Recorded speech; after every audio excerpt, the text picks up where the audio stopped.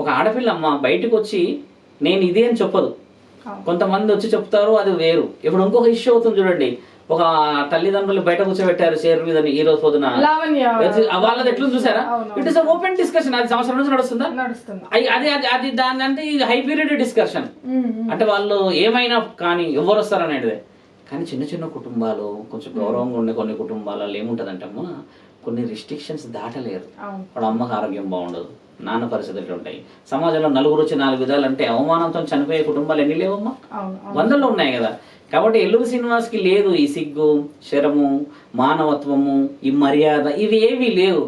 ఎల్లూరి శ్రీనివాస్ అనే అన్నాను, కానీ మొన్న నుంచి శ్రీనివాస్ మీద పిచ్చి కంపరం వస్తున్నది. ఎందుకంటే శోభనం అని, పెళ్లి అని, మమ్మల్ని ఎవరేం చేస్తారో చూసుకుంటా అని ఈ వికృత చేష్టలు చేసిండు. నిన్న నుంచి చూడండి వీడియోలు నిన్న నుంచి వీడియోలు ఎందుకు లేవనంటే ఆయనకి అన్ని జంక్షన్లు జామ్ అయిపోయినాయి. ఇక ఒక్క ఓడ వదిలితే ఈడ దగ్గర దగ్గర మనం లక్షల మంది ఎగబడుతున్నాం. ఇప్పుడు ఆడ ఒక వీడియో వదులుతున్నాడు, 5 నిమిషాలు 10 నిమిషాలు ప్రూఫ్స్ లేవాలి.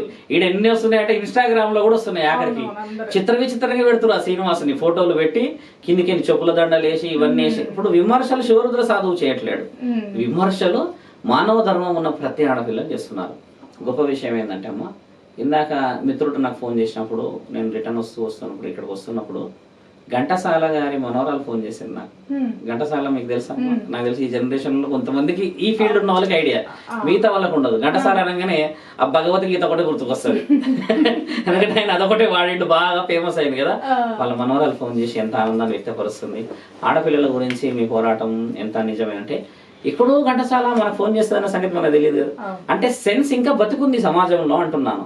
ఆడపిల్ల తప్పు చేసిందని ముమ్మాటికి ఆడవాళ్ళకి తెలుసు.